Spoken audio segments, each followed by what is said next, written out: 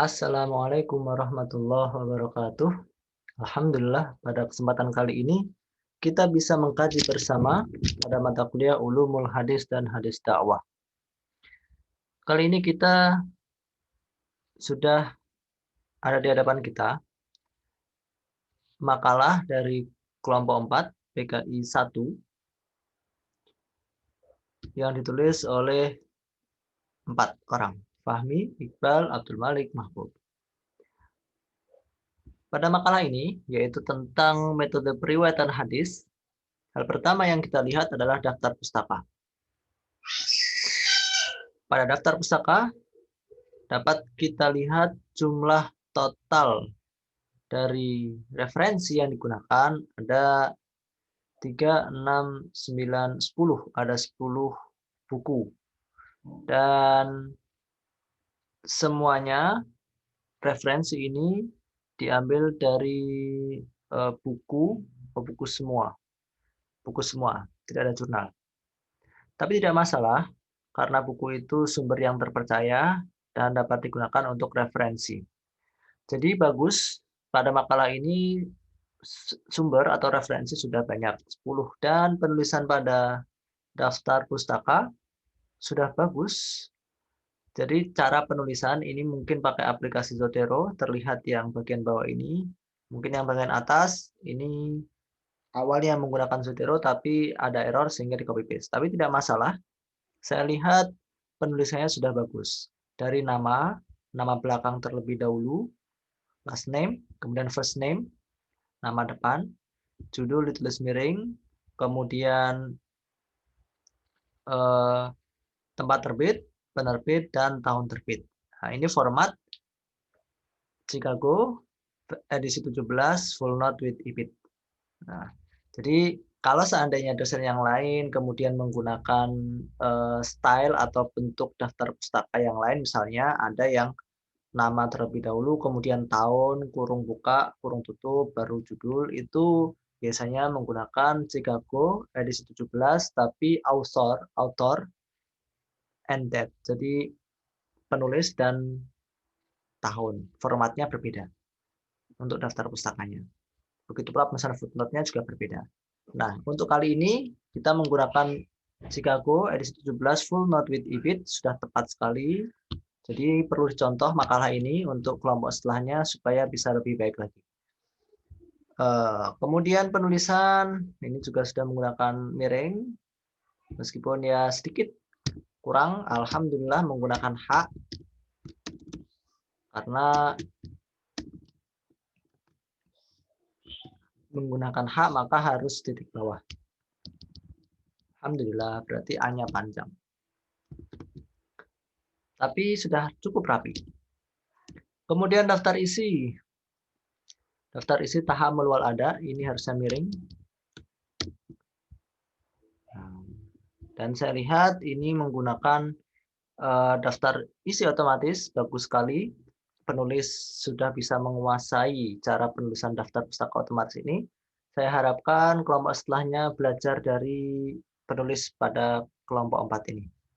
Jadi ketika menggunakan daftar isi otomatis, halaman ini tidak mungkin salah, karena tinggal mengklik update, semuanya akan berubah sesuai dengan halaman yang terbaru. Nah, ini sudah bagus, tidak ada kesalahan untuk daftar isi. Kemudian pendahuluan. Penulisan menghadapi, nah ini saya kasih warna kuning saja, menghadapi, hanya tipe sedikit, terhadap, nah ini juga tipe sedikit, jadi diperbaiki. Secara umum sudah bagus. Rumusan masalah, jumlahnya ada 5. Tujuan, jumlahnya juga ada 5. Ini sudah bagus, sesuai. Kemudian, pembahasan. Syarat-syarat perawi hadis. Syarat-syarat perawi hadis, ini Syu'bah bin Hajjaj pernah ditanya, siapakah yang hadisnya terpakai? Syu'bah bin Hajjaj mengatakan orang yang meriwayatkan hadis dari orang terkenal, yang justru tidak mereka kenal, hadisnya tidak terpakai. Atau apabila dia salah memahami suatu hadis, atau apabila dia sering melakukan kesalahan-kesalahan. Atau meriwayatkan hadis yang disepakati banyak orang, hadis bahwa hadis tersebut salah. Maka hadis yang diriwayatkan oleh orang seperti itu tidak dipakai. Nah, jadi langsung saja untuk syarat hadis pertama itu berakal. Maksudnya apa? Saya jelaskan singkat saja. Berakal itu tidak gila. Jadi kalau seandainya ada orang yang hidup pada zaman Rasulullah, kemudian dia gila, kemudian kok meriwayatkan hadis dari Rasulullah, maka perawinya tidak diterima atau riwayatnya tidak diterima. Kemudian cermat atau tepat, dopit, hafalannya kuat.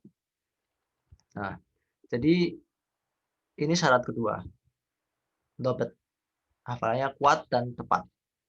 Adil, adil di sini eh, yang dimaksud dengan adil adalah orang yang ibadahnya bagus, akhlaknya bagus. Sebenarnya, jika ditelusuri lebih dalam, di dalam adil ini sudah terangkum.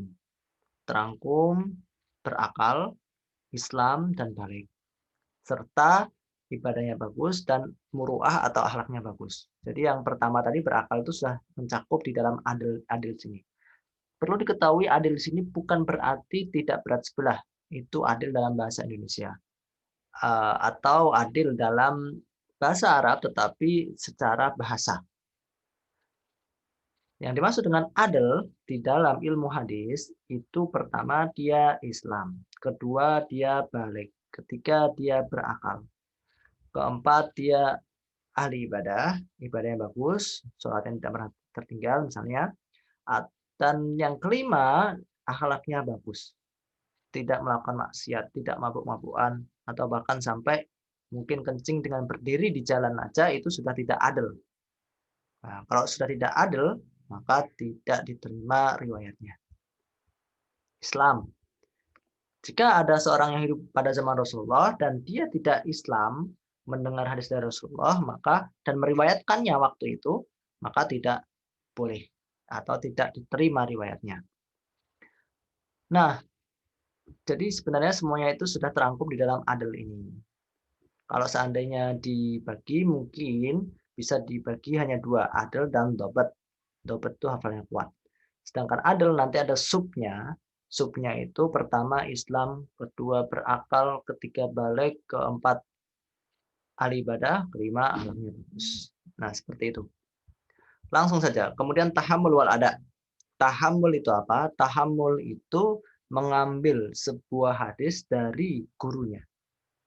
Sedangkan ada itu menyampaikan kepada muridnya. Nah, ini tahammul. Menerima hadis dari syekh atau guru. Sedangkan ada itu menyampaikan pada waktunya atau menyampaikan kepada muridnya.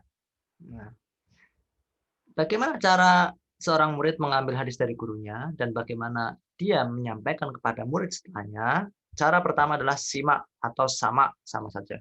Boleh simak atau boleh sama. Nah, yaitu dengan cara mendengar. Mendengar langsung dari perkataan gurunya. Baik itu gurunya mengucapkan dari hafalannya atau mengucapkan dari bukunya.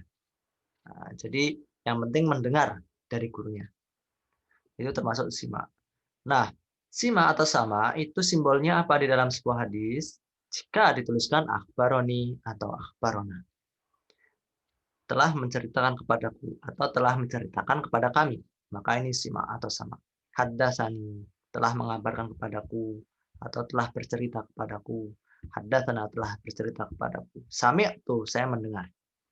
Sami'na kami mendengar. Maka itu masuk dalam simak mendengar.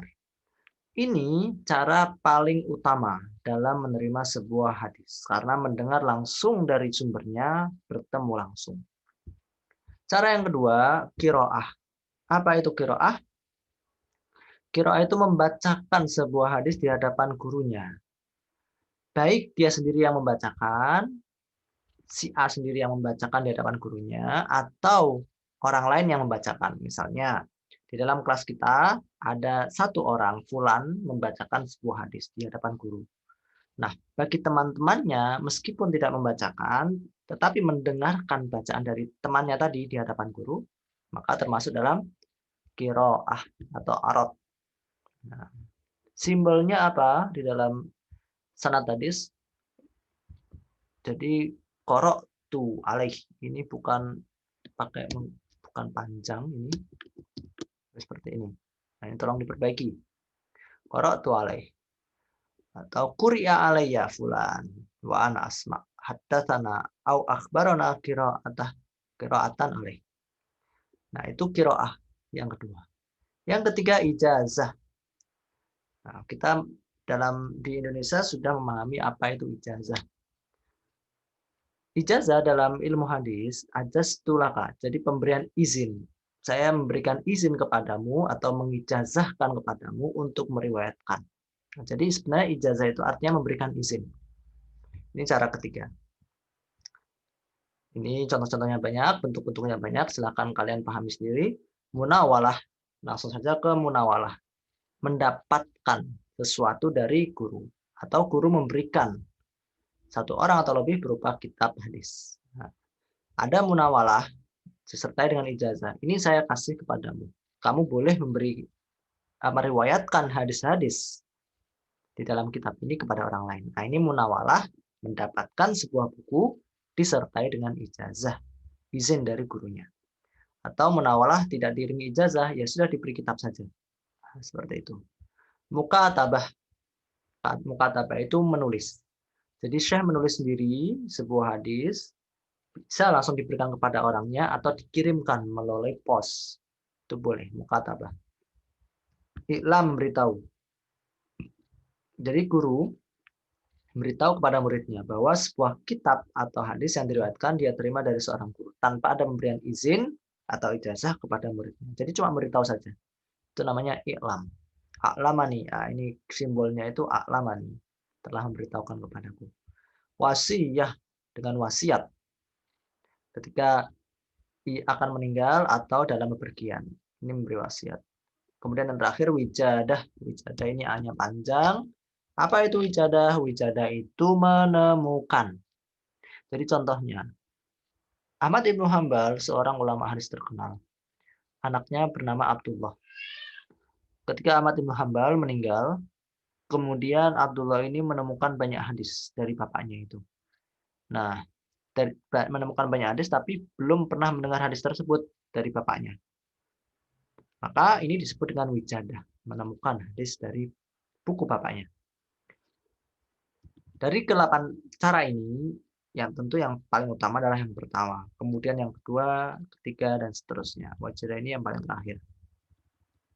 Periwayatan hadis secara lafaz. Singkat saja. Secara lafaz itu maksudnya apa?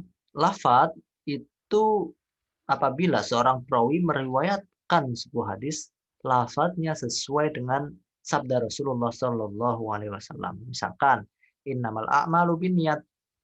Segala sesuatu tergantung pada niatnya. Maka jika lafadznya sama, itu disebut dengan periwayatan dengan lafadz. Karena sama dengan lafadz Rasulullah Shallallahu Alaihi Wasallam. Langsung periwayatan dengan makna. Maksud makna itu gimana? Jadi lafadznya antara satu perawi dengan perawi yang lain itu berbeda-beda. Tetapi substansinya intinya sama. Contohnya apa? Rasulullah Shallallahu Alaihi Wasallam selalu mengangkat tangan ketika berdoa. Nah, ini lafadznya berbeda-beda antara satu perawi dengan perawi yang lain. Tetapi substansinya atau maknanya sama. Nah, baik. Baik, sebelum masuk ke istilah dalam periwayatan hadis, ini ada link untuk tugas semua mahasiswa. Silahkan mencatat. Kalian bisa menuliskan di Google Chrome atau browser yang lain s.id/tup besar tdt s.id/tup besar dt. Itu tugas untuk seluruh mahasiswa. Silahkan kalian input tugas di situ. Baik, melanjutkan lagi. Istilah dalam periwayatan hadis. Yang dimaksud dengan istilah dalam periwayatan hadis ini bagus, ada sanad, matan, dan seterusnya. Tapi sebenarnya saya harapkan fokus ke lambang periwayatan saja. Nah, di sini sudah ada lambang periwayatan. Lambang periwayatan itu apa? Sami'tu, haddatsani, haddatsana, akhbaroni, akhbarona, anba'ani, anba'ana. Jadi lambang-lambang tersebut yang 8 cara mengambil hadis dari gurunya dan menyampaikan kepada muridnya. Nah, lambang-lambangnya itu semuanya dijelaskan di sini. Nah, jadi harusnya ada 8. Ini 5. Jadi ditambah 3 lagi. Sedangkan ada penjelasan tentang sanad, kemudian tentang matan, rawi, dan seterusnya. Ini tambahan saja. Nggak masalah lah. Sudah tertulis di situ, nggak masalah. Tidak perlu dirubah. Tetapi yang simbol-simbol tadi, yang jumlahnya 5 ini, tolong ditambah 3 lagi. Munawalah bagaimana, kemudian ijazah bagaimana, dan seterusnya. Total ada 8. Silahkan untuk penulis atau presentator merevisi. Kemudian di sini, rawi. Ini ada banyak yang harus ditransliterasi. Nah, ini isim fa'il juga harus ditransliterasi. Ini juga ditransliterasi. Gelar-gelar ulama hadis. Ada Amirul Mukminin fil hadis. Apa itu Amirul Mukminin fil hadis? Nah, jadi di sini sudah disebutkan dan dijelaskan. Ada yang menyebutkan bahwa Amirul Mukminin fil hadis itu harus hafal 1 juta hadis. Nah, di antara yang mendapat gelar Amirul Mukminin fil hadis itu adalah Sufyan ats-Tsauri, Syu'bah bin Hajjaj, Al-Bukhari, Muslim, dan seterusnya. Kemudian ada gelar Al-Hakim. Al-Hakim itu harus menghafal lebih dari 300.000 hadis. Lengkap dengan sanadnya, matan dan sanad. An siapa, perkataannya apa. Nah, itu disebut hakim. Kemudian Al-Hujjah. Al-Hujjah itu sanggup menghafal 300.000 hadis. Kalau yang tadi 300.000 hadis lebih, kalau ini 300.000 hadis. Siapa yang saja yang mendapat gelar Al-Hujjah? Hisham bin Urwah, Abu Zail Muhammad bin Wahid, Muhammad bin Abdullah bin Amr. Kemudian Hafidh, apabila menghafal 100.000 hadis. Ibnu Hajar al-Asqalani, Ibnu Daqiq al-Aid. Muhaddis, sanggup menghafal 1.000 hadis baik sanad maupun matan. Dan musnid, yaitu orang yang meriwayatkan hadis. Nah, sayangnya ini harus ada footnote-nya, diambil dari mana? Kalau mau hadis harus hafal 1.000 hadis, itu diambil dari siapa? Dari buku apa? Hafid harus hafal 100.000 hadis. Ini saya lihat masih belum ada footnote-nya. Maka tolong ditambahkan footnote-nya agar dapat dipertanggungjawabkan data ini. Jika tidak ada footnote, tentu tidak dapat dipertanggungjawabkan. Bisa-bisa ngambil dari blog atau WordPress yang tidak dapat dipertanggungjawabkan. Secara penulisan sudah bagus, hanya saja dilengkapi dengan footnote. Baik, kemudian penutup dan daftar pustaka. Sudah cukup bagus untuk makalah ini. Semoga makalah selanjutnya juga semakin bagus. Jangan lupa untuk mengerjakan tugas seluruh mahasiswa pada link yang sudah saya share tadi di tengah-tengah video. Semoga ini bermanfaat bagi kita semua. Assalamualaikum warahmatullahi wabarakatuh.